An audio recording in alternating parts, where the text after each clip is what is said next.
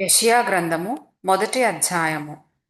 ఉజ్జియా, యోతాము, ఆహాజు, హిజ్కియాయను యూదా రాజుల దినములలో యూదాను గూర్చియు యెరూషలేమును గూర్చియు ఆమోజు కుమారుడగు యెషయాకు కలిగిన దర్శనము.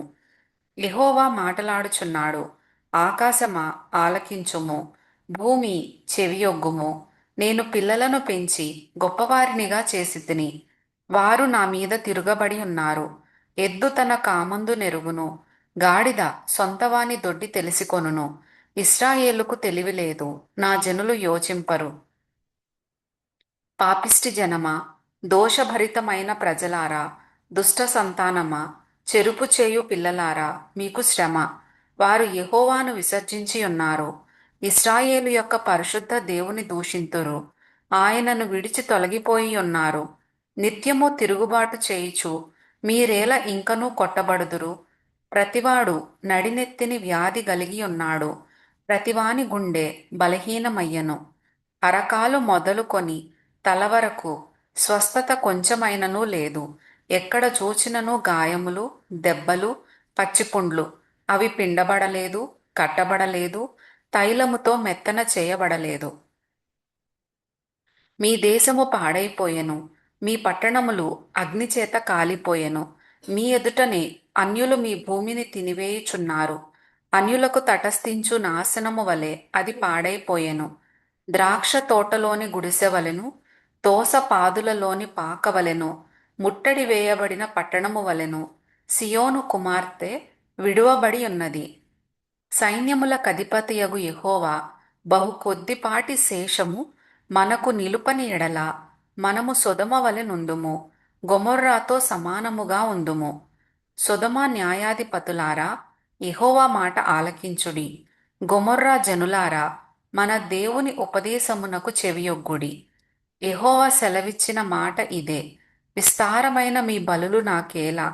దహన బలులగు పొట్టేళ్లును, బాగుగా మేపిన దూడల క్రొవ్వును నాకు వెక్కసమాయెను. కోడెల రక్తమందైనను, గొర్రెపిల్లల రక్తమందైనను, మేకపోతుల రక్తమందైనను నాకిష్టము లేదు. నా సన్నిధిని కనబడవలెనని మీరు వచ్చుచున్నారే. నా ఆవరణములను త్రొక్కుటకు మిమ్మును రమ్మన్నవాడెవడు? మీ నైవేద్యము వ్యర్థము, అది నాకు అసహ్యము పుట్టించు ధూపార్పణము. దానినికను తేకుడి. అమావాస్యయు విశ్రాంతి దినమును సమాజకూట ప్రకటనమును జరుగుచున్నవి. పాపుల గుంపు కూడిన ఉత్సవ సమాజమును నేనోర్చజాలను. మీ అమావాస్య ఉత్సవములను నియామక కాలములను నాకు హేయములు. అవి నాకు బాధకరములు. వాటిని సహింపలేక విసికియున్నాను. మీరు మీ చేతులు చాపునప్పుడు మిమ్మును చూడక నా కన్నులు కప్పుకొందును.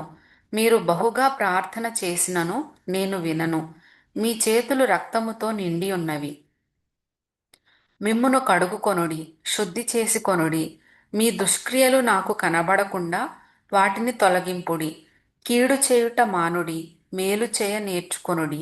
న్యాయము జాగ్రత్తగా విచారించుడి. హింసించబడు వానిని విడిపించుడి. తండ్రి లేని వానికి న్యాయము తీర్చుడి.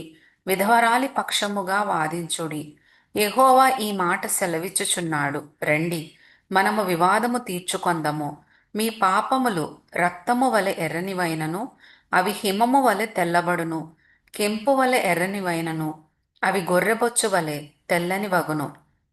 మీరు సమ్మతించి నా మాట వినిన ఎడల మీరు భూమి యొక్క మంచి పదార్థములను అనుభవింతురు. సమ్మతింపక తిరుగబడిన ఎడల నిశ్చయముగా మీరు ఖడ్గము పాలగుదురు. యెహోవా ఈలాగుననే సెలవిచ్చి ఉన్నాడు. అయ్యో, నమ్మకమైన నగరము వేశ్య ఆయనే. అది న్యాయముతో నిండి ఉండెను, నీతి దానిలో నివసించెను. ఇప్పుడైతే నరహంతకులు దానిలో కాపురమున్నారు. నీ వెండి మస్టాయెను, నీ ద్రాక్షారసము నీళ్లతో కలిసి చెడిపోయెను. నీ అధికారులు ద్రోహులు, దొంగల సహవాసులు.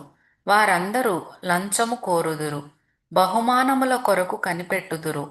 తండ్రి లేని వారి పక్షమున న్యాయము తీర్చరు, విధవరాండ్ర వ్యాజ్యము విచారించరు.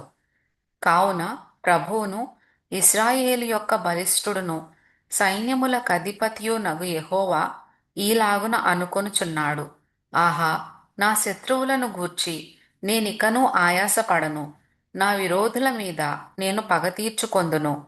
నా హస్తము నీ మీద పెట్టి క్షారము వేసి నీ మస్టును నిర్మలము చేసి నీలో కలిపిన తగరమంతయు తీసివేసెదను.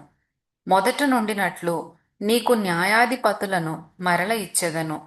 ఆదిలో నుండినట్లు నీకు ఆలోచనకర్తలను మరల నియమించెదను. అప్పుడు నీతిగల పట్టణమనియు నమ్మకమైన నగరమనియు నీకు పేరు పెట్టబడును. సియోనుకు న్యాయము చేతను తిరిగి వచ్చిన దాని నివాసులకు నీతి చేతను విమోచనము కలుగును. అతిక్రమము చేయువారును పాపులును నిశ్శేషముగా నాశనమగుదురు. యెహోవాను విసర్జించువారు లయమగుదురు. మీరు ఇచ్చయించిన మస్తకి వృక్షమును గూర్చి వారు సిగ్గుపడుదురు. మీకు సంతోషకరములైన తోటలను గూర్చి మీ ముఖములు ఎర్రబారును. మీరు ఆకులు వాడు మస్తకి వృక్షము వలెను నీరు లేని తోట వలెను అగుదురు. బలవంతులు నార పీచు వలె నుందురు.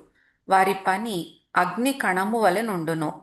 ఆర్పువాడెవడునూ లేక వారును వారి పనియు బొత్తిగా కాలిపోవును.